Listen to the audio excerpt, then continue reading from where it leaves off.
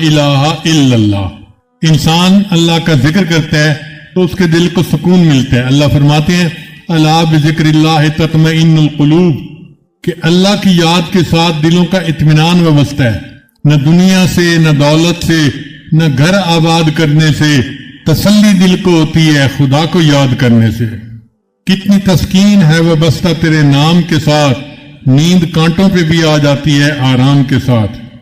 جو شخص اللہ کو معذرت کے ساتھ یاد کرتا ہے، اللہ تعالیٰ اس کو مغفرت کے ساتھ یاد کرتے ہیں. اللہ فرماتے ہیں فاذکرنی اذکرکم، میرے بندو تم مجھے یاد کرو میں تمہیں یاد کروں گا. اس کا یہ مطلب نہیں کہ بندہ کہے اللہ اللہ اللہ اور اللہ کہے گا بندہ بندہ بندہ، نہیں. اس کا مطلب یہ کہ اللہ اس پر رحمتیں برسائے گا. اس کی مثال یوں سمجھیے کہ آپ اپنے بیٹے کی سفارش کسی اپنے دوست افسر سے کر رہے ہیں تو آپ کہتے ہیں جی میرا بیٹا انٹرویو کے لیے آئے گا، آپ ذرا اس کو یاد رکھیے گا.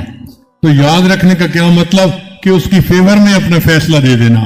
اسی طرح جو بندہ اللہ کا ذکر کرتا ہے اللہ اس کے فیور میں اپنے فیصلے فرما دیتے ہیں. یہ اللہ کا یاد کرنا ہے اپنے بندے کو. نماز کا اصلی مقصد بھی اللہ کو یاد کرنا ہے. اللہ فرماتے ہیں اقم الصلاۃ لذکر کی، نماز قائم کر میری یاد کی خاطر. اللہ تعالیٰ نے حضرت موسیٰ علیہ السلام اور ہارون علیہ السلام کو جب نبوت سے سرفراز فرمایا تو ایک نصیحت کی. ارشاد فرمایا اذهب انت واخوک بآیاتی، جائیے آپ اور آپ کا بھائی میری آیتیں لے کر، ولا تنیا فی ذکری، اور میری یاد میں غافل نہ ہونا. اس کا مطلب یہ کہ دنیا میں سب سے اہم چیز اللہ کی یاد ہے. سچ کہوں تو کسی نے صحیح بات کہی، تیری یادوں کے سوا دنیا میں رکھا کیا ہے. انسان جب اپنے دشمن پر قابو پا لیتا ہے تو سب سے پہلے وہ چیز چھینتا ہے جو خطرناک ہوتی ہے. اس لیے فوجی دوسرے فوجی کو جب پکڑتا ہے تو کہتے ہیں ہینڈز اپ، تاکہ اس کے ہاتھ سے جو اسلحہ ہے وہ اتر جائے. شیطان جب انسان پر قابو پا لیتا ہے تو سب سے پہلے اس کو ذکر سے غافل کر دیتا ہے. اللہ فرماتے ہیں استحوذ علیہم الشیطان فانساہم ذکر اللہ، ان پر شیطان غالب آ گیا اور شیطان نے ان کو یاد الہی سے غافل کر دیا. قرآن مجید میں اللہ تعالیٰ نے عقل مند لوگوں کی نشانیاں بتائی ہیں کہ کون لوگ عقل مند ہیں.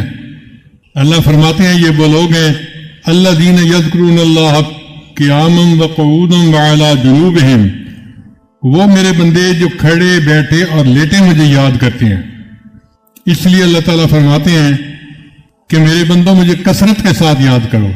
اللہ نے دین میں ہر عمل کی کوئی نہ کوئی حد متعین کی ہے، لیکن ذکر ایسا مرا ہے جس کی کوئی حد متعین نہیں کی. ارشاد فرمایا یا ایھا الذین آمنوا اذکروا اللہ ذکرا کثیرا وسبحوہ بکرۃ واصیلا. پھر اللہ فرماتے ہیں کہ اپنے رب کو اپنے دل میں یاد کرو. زبان سے یاد کرنا بھی اللہ کا ذکر ہے لیکن وہ جہری ذکر کہلاتا ہے، اور دل میں یاد کرنا یہ سری ذکر ہے، یہ بھی ذکر ہے. اللہ فرماتے ہیں وَاذْكُرْ رَبَّكَ فِي نَفْسِكَ، ذکر کر اپنے رب کا اپنے نفس میں، اپنے من میں، اپنے دل میں اللہ کو یاد کرو. اسی کو وقوف قلب بھی کہتے ہیں.